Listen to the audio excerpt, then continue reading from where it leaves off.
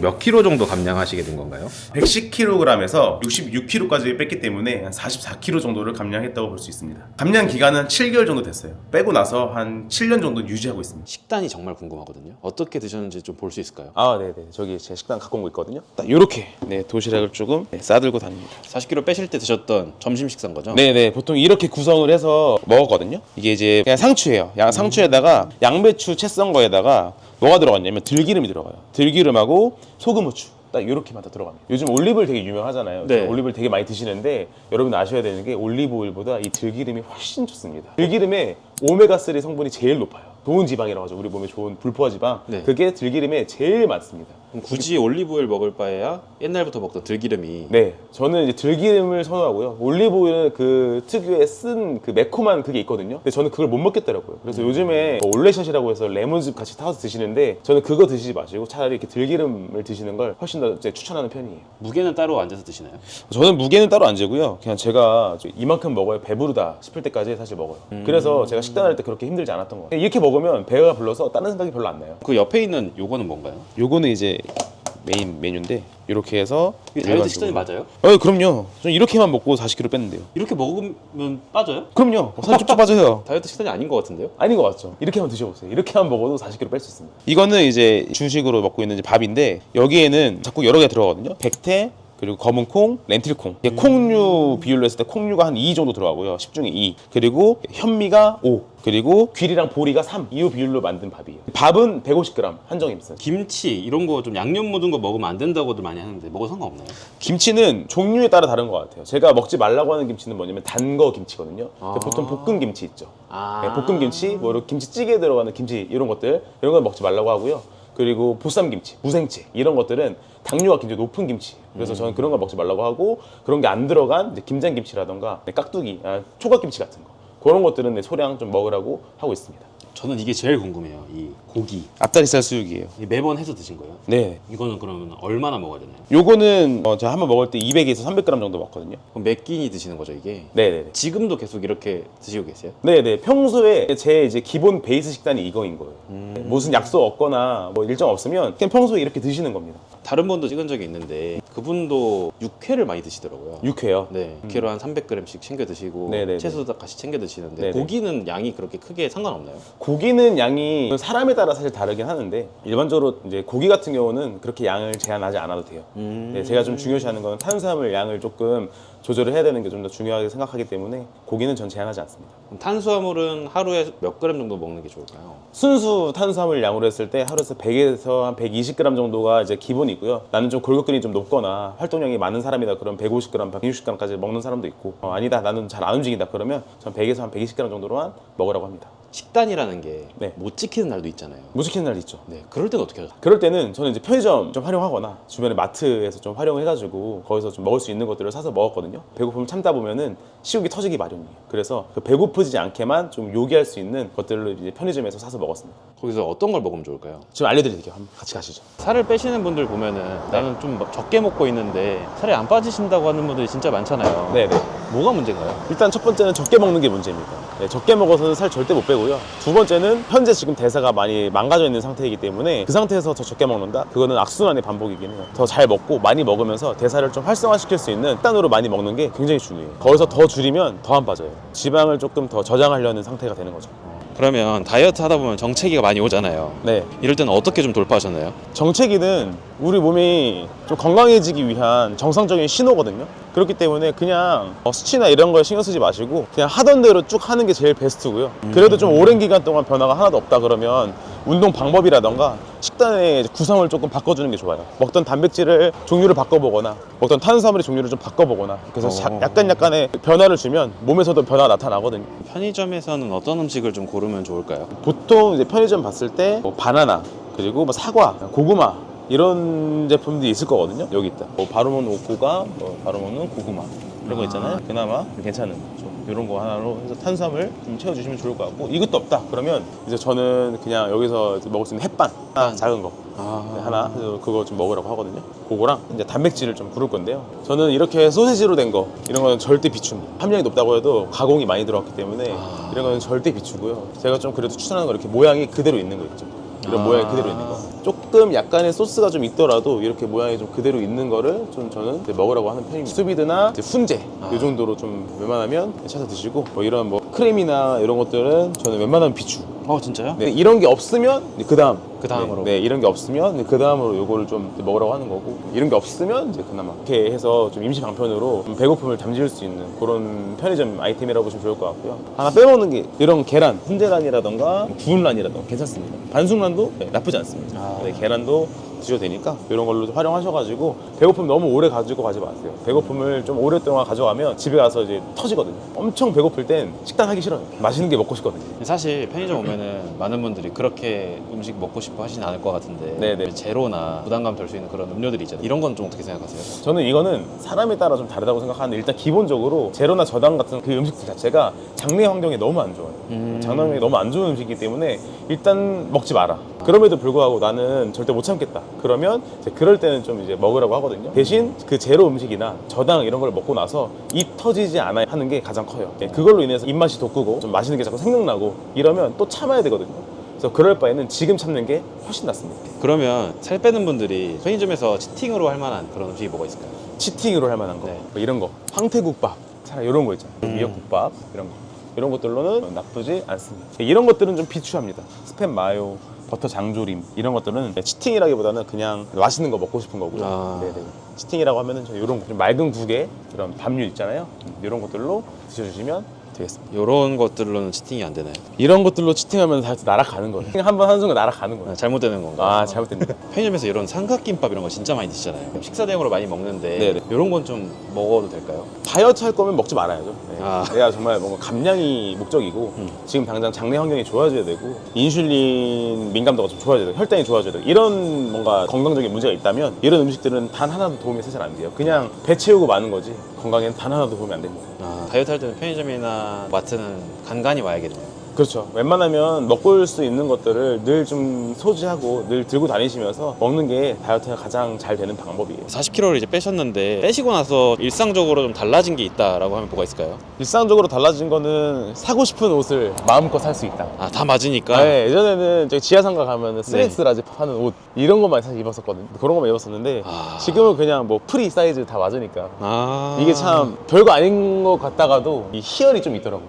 옷 사는 사람들의 그 마음을 좀 알 것 같았어요. 좀 자신감도 좀 생기고 자존감도 올라가는 것 같아요. 다이어트 하시면서 드셨던 영양제나 이런 게 좀 있으실까요? 오메가3, 마그네슘, 유산균, 그리고 비타민 C, D, B 이 6가지 영양제를 좀 꾸준하게 좀 챙겨 먹었었던 적이 있거든요. 근데 지금은 조금 영양소가 풍부한 식단을 하고 있기 때문에 영양제를 따로 챙겨 먹고 있지는 않습니다. 다이어트를 좀 처음 시작한다면 반드시 이것만은 좀 지켜야 한다는 게 있을까요? 다이어트 초보자시라면 이것만 4주간 지켜보세요. 제가 알려드리는 거 4주만 지키시면 다이어트 고수 될 수 있거든요. 첫 번째가 정제된 탄수화물을 끊는 겁니다. 이 정제된 탄수화물이라는 기준이 좀 애매할 수 있는데 갈아서 반죽해서 뭔가 변형했다? 다 그냥 정제된 탄수화물이라고 생각하시면 돼요. 그래서 자연 그대로 나온 모양 그대로 식품을 드시는 게 좋고요. 두 번째는 액상과당인데요. 생각보다 이 액상과당을 굉장히 많이 드시더라고요. 액상과당을 끊으셔야 돼요. 대표적으로 어려운 게 이제 스포츠 음료 같은 것들. 운동한다고 스포츠 음료 드시잖아요. 그거 설탕물이에요. 운동 선수들이 되게 많이 먹잖아요. 그 선수들은 단기간 내에 엄청난 양의 당을 쓴단 말이에요, 몸에서. 그렇기 때문에 빠르게 충전시켜주기 위해서 스포츠 음료를 먹는 거거든요. 근데 우리는 그 정도는 아니잖아요. 그렇기 때문에 스포츠 음료 드시면 안 되고, 나이가 좀 있으신 분들이 좀 많이 잘 모르시는 게 비타500 같은 거, 바카스 같은 거, 자연강장제 이런 거에도 생각보다 굉장히 많은 양의 당이 들어있습니다. 그리고 식혜, 수정과 이런 거 있잖아요. 매실차 이런 거에 엄청난 양의 설탕이 들어있어요. 절대 안 돼요. 예, 완전 설탕 덩어리예요. 그 다음에 여러분 아시다시피 튀긴 음식을 절대 끊으셔야 돼요. 절대 먹으시면 안 됩니다. 그 튀길 때 나오는 그 산패된 기름이 발암물질이기도 하고요. 나쁜 기름이에요. 이 나쁜 기름이 우리 몸에 들어가봤자 좋을 게 뭐가 있어요? 염증만 일으키지 우리 몸에 도움되는 게 하나도 없습니다.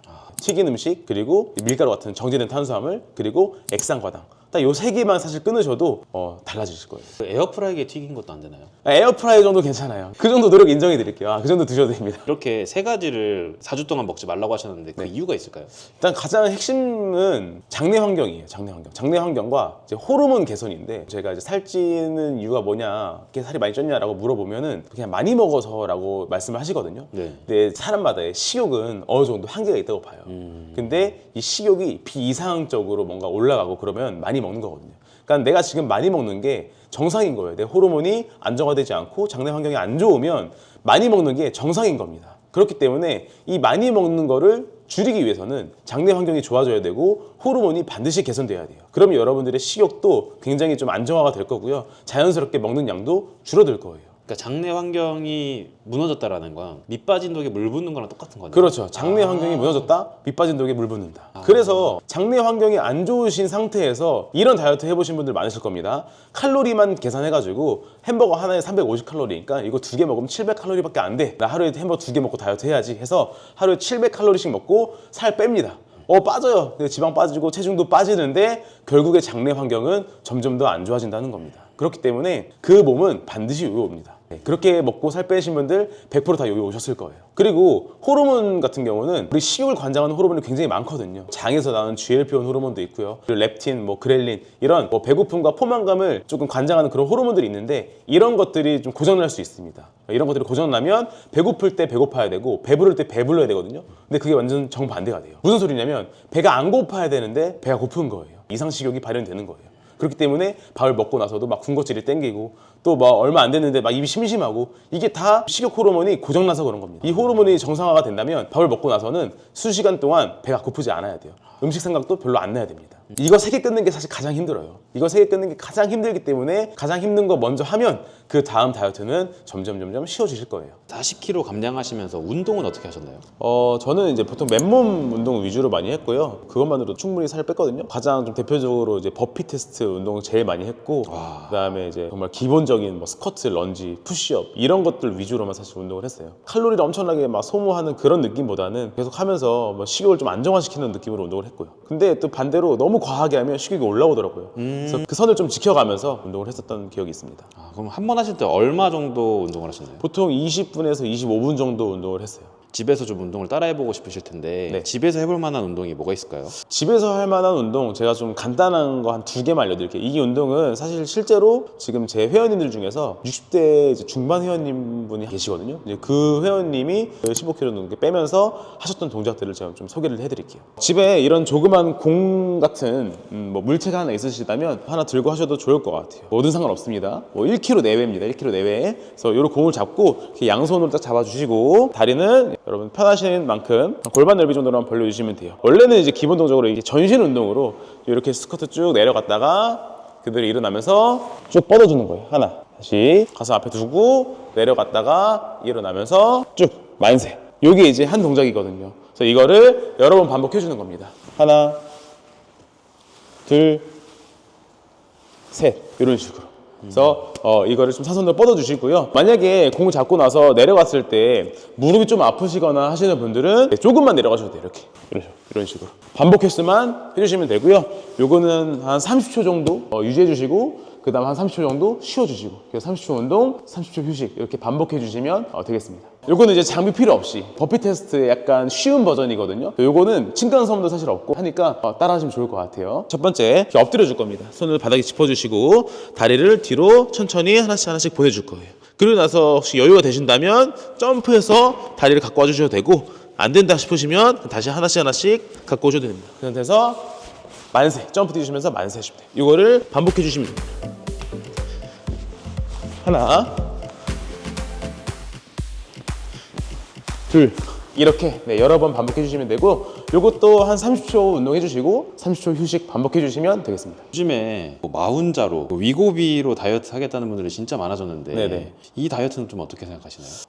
최악이에요. 그 위고비나 사센다 이런 마운자로 비만 치료제로 나온 주사들의 어떤 효과 때문에 내가 좀 살이 빠지는지를 사실 아셔야 되거든요. 그게 GLP-1 호르몬의 유사체라고 생각하시면 돼요. 이게 뭐냐면 목 끝까지 찼을 때까지 한번 드셔보신 적 있으세요? 그렇게 되면은 음식을 눈앞에 갖다 주면 역해요. 그 효과를 주는 게 바로 GLP-1 호르몬이에요. 우리 소장에서 나오는 호르몬이거든요. 그러니까 우리가 음식을 먹으면 소장에서 이 호르몬이 나와요. 이 호르몬이 나와서 배부르다라는 신호를 줍니다. 그런 효과를 주는 게 바로 GLP-1 호르몬인데 살이 많이 쪄 있으신 분들은 대부분 다 대사가 많이 망가져 있을 거고 그 GLP-1 호르몬이 제대로 작동하지 않을 가능성이 굉장히 높습니다.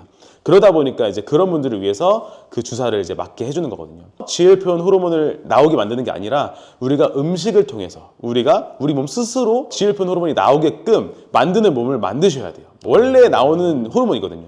이제 그거를 자연스럽게 나오게끔 만들어주는 게 정말 다이어트에 필요한 과정이라고 생각하시면 돼요. 8년 동안 이제 코치를 하시면서 살이 좀 잘 빠지는 사람들의 공통점이 혹시 있었나요? 살이 잘 빠지시는 분들의 공통점, 첫 번째로는 원래라는 말을 잘 안 하세요. 나 원래 이렇게 먹었어요. 나 원래 이렇게 살았어요. 라는 말을 안 하시고요. 다이어트 할 때 필요한 것들로 싹 다 세팅을 하셨습니다. 그러니까 먹던 것도 바꾸고 생활하던 것도 바꾸고 이런 모든 것들을 내가 다이어트 되는데 최적화된 환경으로 만들어 놔요. 두 번째는 같은 결이지만 자기 합리화를 잘 안 하세요. 이 정도는 괜찮아. 이런 말 되게 많이 하시죠. 한 입은 괜찮아. 뭐 오늘은 괜찮아. 뭐 이런 말들 되게 많이 하시는데 이런 한 입, 두 입이 쌓여서 여러분들 다이어트를 굉장히 많이 방해하고 있을 겁니다. 한 입 괜찮아의 가장 치명적인 단점이 뭐냐면 그날 하루 식단 잘했다라고 생각을 해요. 내가 아침, 점심 식단하고 저녁에 뭐 이거 한 입 먹고 근데 결과적으로 식단을 못한 거거든요. 그 한 입 때문에 안 빠지고 있다 생각하시면 됩니다. 그래서 여러분들이 정말 다이어트에 좀 성공하고 싶다고 하시면 첫 번째로는 절대로 자기 합리화하지 마세요. 원래라는 말 쓰지 마시고 야 원래 나는 이랬어는 없습니다. 원래라고 하면 여러분들 원래 건강했어요. 그렇죠? 건강했기 때문에 원래라는 말 쓰지 마시고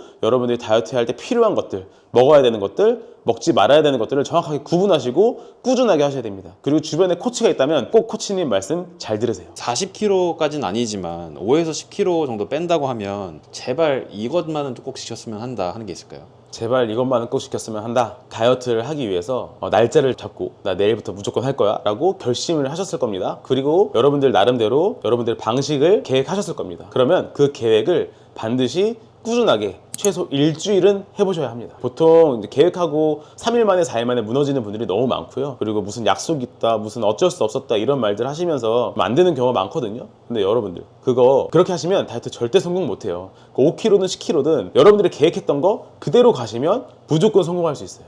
그 계획했던 거를 절대로 포기하지 마시고 중간에 내려놓지 마시고 꾸준하게 하시길 바랍니다. 결과가 바로바로 안 나와요. 결과가 바로바로 안 나오지만 그래도 꾸준히 하시면 그 결과는 반드시 나올 거예요. 추가로 특별하게 뭘 먹어야 된다라고 제가 추천을 드린다고 하면 들기름을 꼭 드시길 바랍니다. 저는 들기름의 효과가 정말 어마어마하다고 생각을 해요. 들기름을 꼭 추천합니다. 마지막으로 제가 공식적으로 드리는 질문이 있거든요. 네네. 앞으로의 좀 목표가 있으시다면? 저는 다이어트에 대한 이런 인식이 좀 바뀌었으면 좋겠습니다. 그게 무슨 소리냐면 아직까지 칼로리 계산하는 분들도 많고요. 아직까지 막 닭가슴살만 먹어야 된다고 생각하시는 분들도 많고 실제로 그렇게 가이드를 하는 분들도 여전히 있습니다.